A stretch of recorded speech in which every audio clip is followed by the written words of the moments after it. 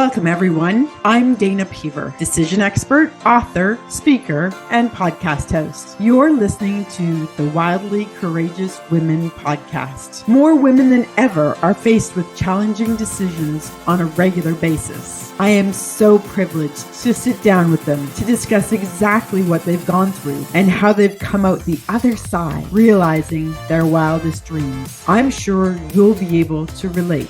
And don't forget to stay to the end to take advantage of my latest free gift. Let's get started. Hello, you wildly courageous women, you. Welcome to the Wildly Courageous Women podcast. I'm Dana Peever, decision expert, and as always, we're here talking about decisions that have been made in our lives that were courageous or impactful or changed the course of our life, or even one that we wish we could go back on. Each week, I join you twice, once with a guest and once solo. Today, I'll be sharing an impactful decision that I've made in my life. Since I've been studying the science of decision making for over 30 years, the majority of my life's decisions have been made very intentionally using my 5-step Decision Smith system and app. I'll walk you through all my thoughts behind the scenes, but before we get started, I want to remind listeners to stay to the end to get access to my latest freebie. Okay, so we're going to take this step by step. I'm going to set the stage for you as it relates to the decision that I want to share with you today so that you understand where my head was at. So back in early spring of 2014, I was talking to my girlfriend Amy one day, and she was excitedly telling me about something that she had been exposed to in her town a few hours away from here. And it was a new form of charity that women could gather and, offer funds to local charities within their region. So I wanted to know more because she was talking about how easy it was and how simple it was and how quick it was and how fun it was. So she explained to me that it was a group called 100 Women Who Care. Now, if you've never heard of 100 Women Who Care, I suggest you Google it. Because there are chapters all over the place now. Back then, there were only a few in Canada when we first started, but there's hundreds now. So just to help you understand what the premise for 100 Women Who Care is, essentially the 100 women meet on a quarterly basis every year, and their meeting is 1 hour total in length. And what happens during that hour is that members nominate different charities in their region to receive funds. And as the meeting starts, they put those names in a hat. 3 names are drawn, and the people who nominated those charities get up and talk for a very short 2 to 3 minutes about the charity that they have nominated and why they feel it would be beneficial that that charity receive our funds for the month. So after the 3 presentations are done, we then each get a ballot with the different charities listed on it, and we identify which charity we would like to receive the funds. Those are all collected. They tally up the results. And like I say, within that quick hour, we know exactly which charity of the 3 that were pulled from the hat is going to receive the funds. So the commitment for that is $100 per meeting. And, at that time when I first was looking at 100 Women Who Care, the expectation was that you commit for a year so that you would attend to 4 meetings in that year. And if you still enjoyed, the premise and the giving aspect of it, you could certainly, sign up for another year. So as we moved forward, it was something we really, really wanted to implement in our town. So I was really excited. I did a lot of research. I talked to a variety of women who were running their own chapters, both in Canada and the United States. And I ultimately decided that, yes, I was going to take this on for the area that I lived in. And, at the time, that was Oakville. And Oakville falls within Halton Region. So because it was the only chapter in the region, we decided that the charities could be found within the region, not just within Oakville proper, but from across Halton Region. And we would be willing to donate our funds to a charity within the region. So there was obviously a lot of prep work, advertising. I had to, establish where these meetings would be held. Luckily, Glen Abbey Golf Course in Oakville, it's the home of the RBC Canadian Open every few years. It was actually just down the street from my old house. And I went to them with the idea, and they agreed to host our meetings for us for free for the first year. Now, keep in mind, what would happen at the end of the meeting is each woman would be responsible for writing a check for $100 to the charity that was ultimately nominated and chosen to be the recipient of our funds that month. You wrote the check directly to that charity. And so at the end of the meeting, we had 100 checks made out directly to the charity. So we didn't have to have a bank account, and we didn't need to have any type of what's the word I'm looking for? Charity numbers or registration or anything like that, because we weren't handling any funds at all. We were simply gathering funds on behalf of whatever charity we were giving the money to. So the charity would then be the recipient of that $10,000, because $100 times 100 women, $10,000. So, in the grand scheme of things, each year, with 100 women in attendance, and sometimes there were more and sometimes there were less, we averaged about a $40,000 donation each year to charities in our region. And at the time, as a working mom with kids and sports and all those types of things, I really wanted to give back to my community, but I didn't have the time to commit on an ongoing basis to a charity or anything like that. And I really wanted to help spread the wealth. And I love this concept. I still do. I still think it's fabulous. So if there is a chapter in your area, or one close by, or you're thinking of it's a great idea and you want to start one, it's a wonderful, wonderful initiative. I'm going to tell you a few things now about what started to transpire as I was running the group, and some of the decisions I had to make. So we started the charity in the first meeting, I believe, was in September 2014.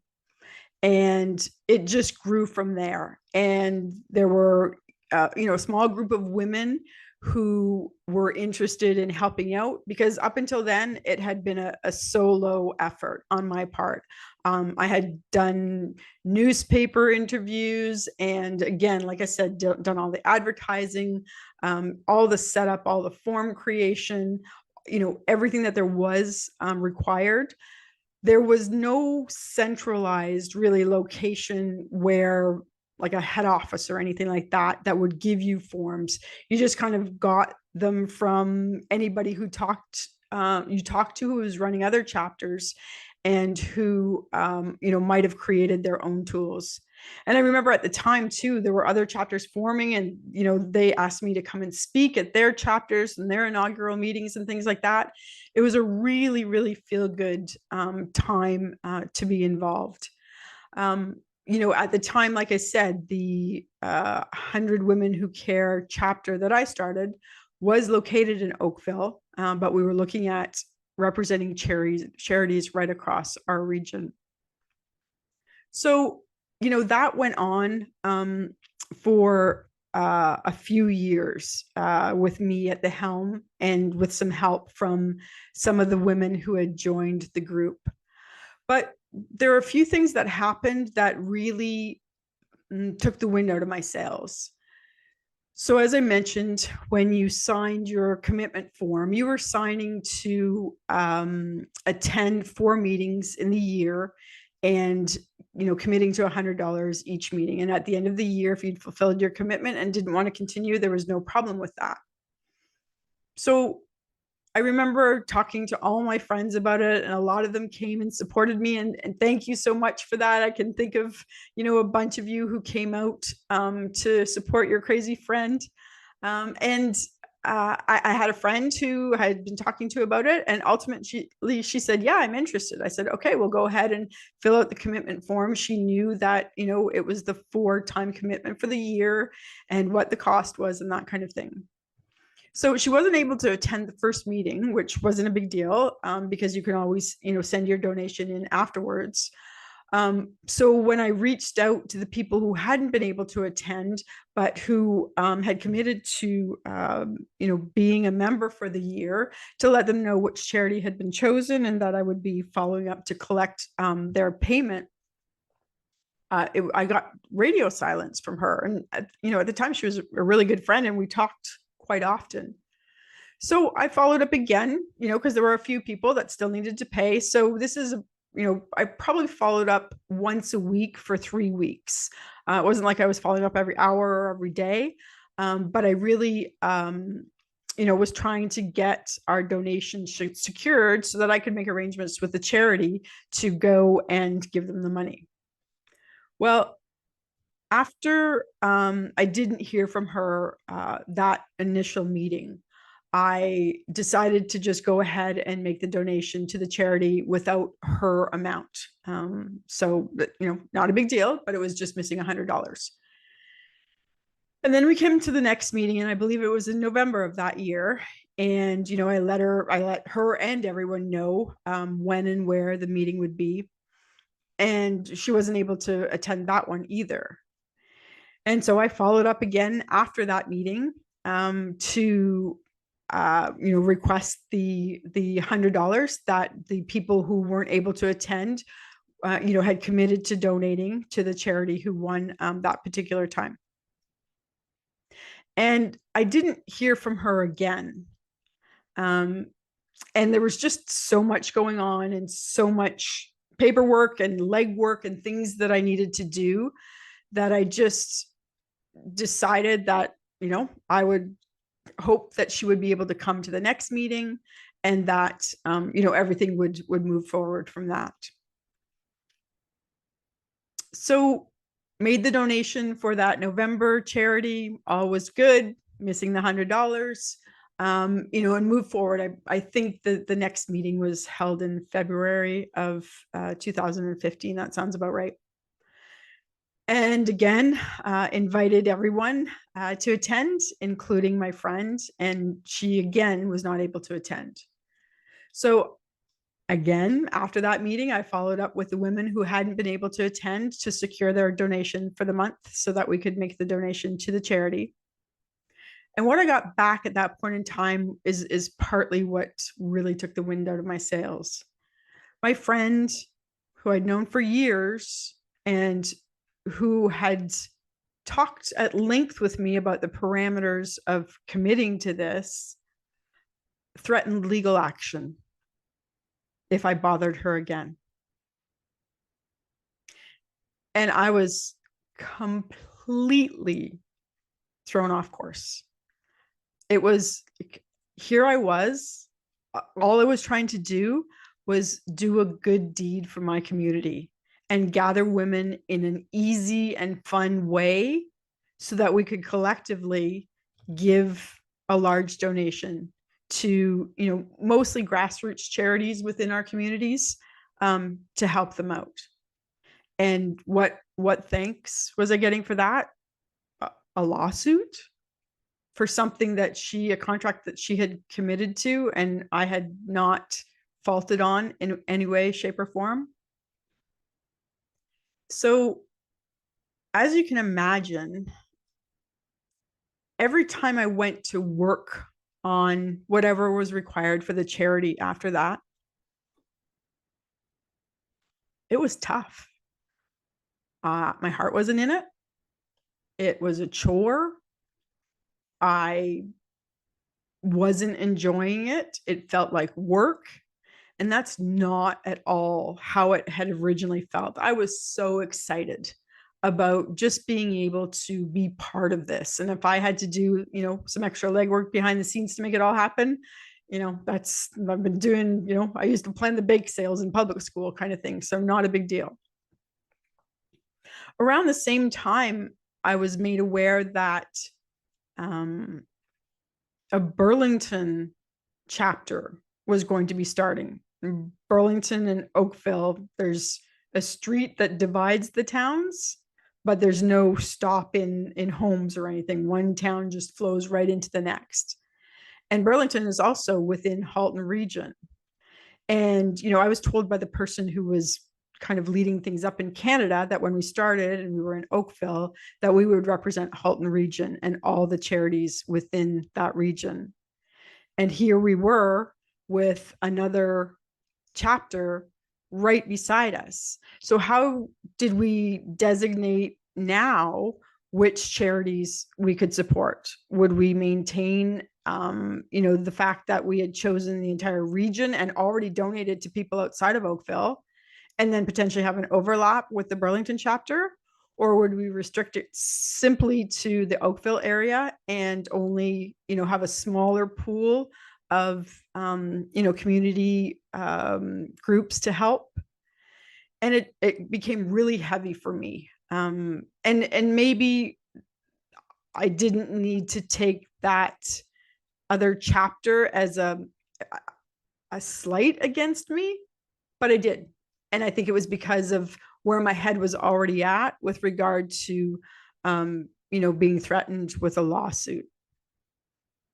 So I plodded on for another couple meetings, and it got worse. My desire to even be there was at a minimum. And so I had to make the difficult decision as to how I would move forward with the charity, what I would do. I felt like one of my options was to stay on and just suck it up and tough it out and hope things got better. Or I could dissolve the charity after, about 2 years at that point in time and just say, it was a good run. Or I could, look for somebody to pass it on to and, see if there would be someone else interested in taking over the reins. So as I considered keeping it for myself, the weight of that was, it was awful. I couldn't sleep at night at the thought of having to continue plodding through this quagmire. So I knew that wasn't an option. So I decided to, put the word out to see if there were any women involved who wanted to take over the helm. And if not, then I would obviously dissolve it. So thankfully, one of my good friends stepped up and took it over. I remember having lunch with her at the Olive Press and shared my binder and all the details I had, and I sent her all the files and everything that I'd created. And, she took it over and other women helped and joined, and it's evolved, and it's now in its 10th year. And I'm so freaking proud of that. I worked hard at the outset to make that happen. And now with, the donations that have come year over year, we're almost at $400,000 in donations over the past 10 years. That's a lot. We've helped a lot of people.